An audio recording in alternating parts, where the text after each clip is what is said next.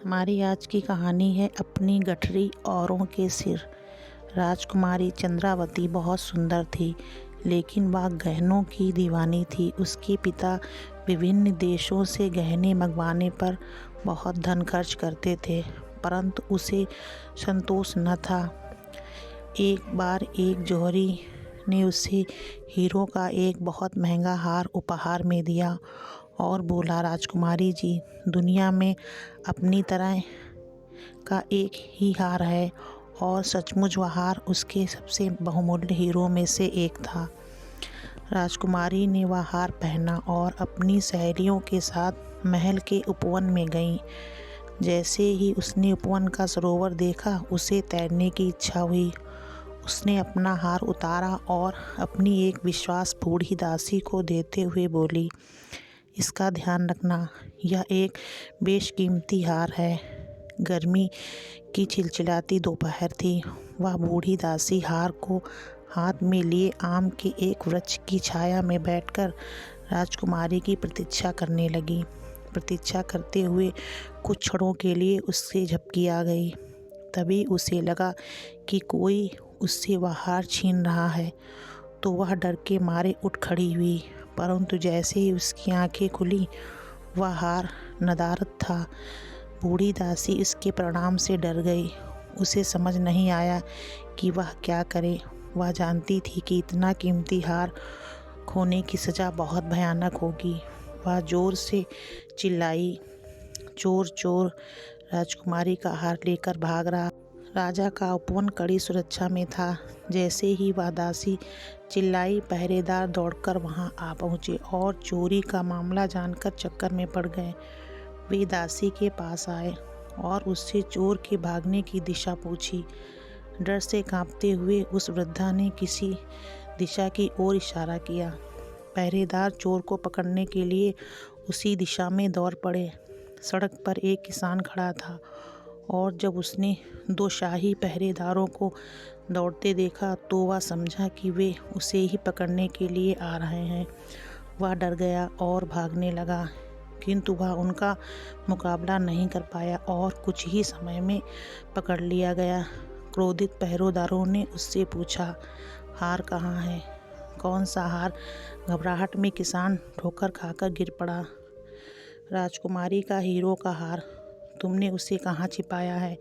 किसको दिया है? किसान बहुत ही डर गया था। रक्षकों से पीछा छुड़ाने के लिए उसने कह दिया, मैंने उसे अपने मालिक को दे दिया है। रक्षकों द्वारा किसान को कारागार में भेज दिया गया और उसके मालिक जमींदार को पकड़ लिया गया। तुम्हारे किसान ने जो हार तुम्हें दिया है, वह कहाँ है? रक्षकों ने जमींदार से पूछा। कैसा हार? जमींदार को कुछ समझ ना आया। नाटक मत करो, वह एक कीमती हार है। जमींदार ने अनुमान लगाया कि कोई चीज़ गुम हो गई है और ये रक्षक उसकी कोई बात नहीं सुनेंगे। उसी समय उसने टोकरी में फूल ले जाते हुए एक पुजारी को जाते देखा। अपने आप को बचाने के लिए उसने तुरंत कहा, मैंने वह हार उस पुजारी को दे दिया है। वह उसे भगवान को अर्पण करना चाहता था। जमींदार को कारागार भेज दिया गया और पुजारी को पकड़ लिया गया। पुजारी से पूछा गया, वह हार कहाँ है जो जमींदार ने तुम्हें भगवान को अर्पण करने के लिए दिया था? वह चुराया हुआ हार है। सुनकर पुजारी चकरा गया।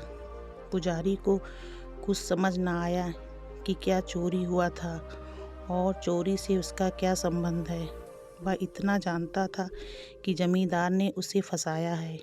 इसी बीच उसने देखा कि राजा का एक अफसर देवी के सामने प्रार्थना कर रहा है। वह आखिर एक अफसर था और बड़े बड़े लोगों से उसके संबंध थे, इसलिए उसका नाम लेकर छूटना आसान हो गया। अतः पुजारी ने कहा, मैंने वह हार अफसर भूपति को दे दिया है, क्योंकि वे ऐसा ही हार बनवाना चाहते थे। पुजारी को कारागार में डाल दिया गया और अफसर से पूछताछ हुई। भूपति राज दरबार में लंबे समय से कार्य कर रहा था, इसलिए वह स्थिति को औरों से ज़्यादा अच्छी तरह समझ सकता था। वह जानता था कि एक कीमती हार गुम हुआ है और समस्या की जड़ तक जाए बिना एक व्यक्ति से दूसरे व्यक्ति पर दोषारोपण हो रहा है। वह राजकुमारी का स्वभाव जानता था, इसलिए उसने कहा कि मैंने उसे राजकुमारी को ही भेंट कर दिया है, क्योंकि उन्हें गहनों से बहुत लगाव है। लेकिन हार राजकुमारी के पास नहीं था, इसलिए उन चारों को कारागार की एक कोठरी में रखा गया, परंतु उनके पास से हार नहीं मिल सका। राज्य का मुख्यमंत्री चिंतित था। उसने सोचा कि यदि वह कारागार जाकर उन चारों के से बातचीत सुने, कुछ सुराग मिल सकता है।